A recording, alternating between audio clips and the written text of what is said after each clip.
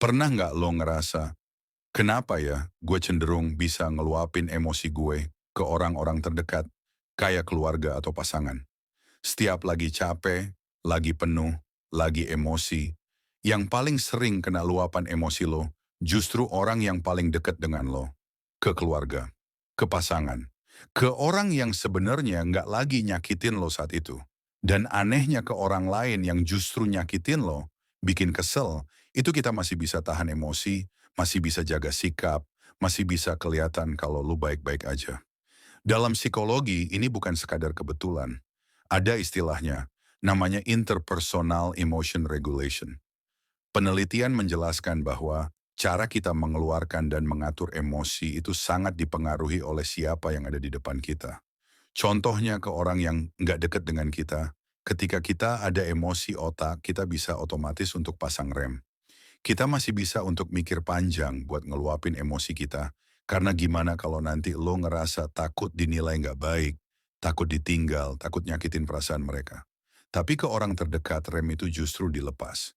Bukan karena kita mikir bahwa mereka pantas disakitin, tapi karena secara alam bawah sadar kita, otak kita ngerasa aman untuk melepas rem itu. Ketika kita mengatur emosi, sebenarnya otak sedang memakan energi kita. Dan puncaknya adalah dengan orang terdekat rem itu nggak diperlukan. Karena disitulah otak bisa untuk menghemat energi. Makanya emosi yang ditahan seharian yang nggak bisa keluar ke siapa-siapa, akhirnya tumpah di tempat yang justru kita anggap yang paling dekat. Penelitian tentang hubungan dekat juga nemuin, semakin dekat relasinya, semakin intens emosi yang muncul. Baik marah, sedih, kecewa, bahkan rasa sayang.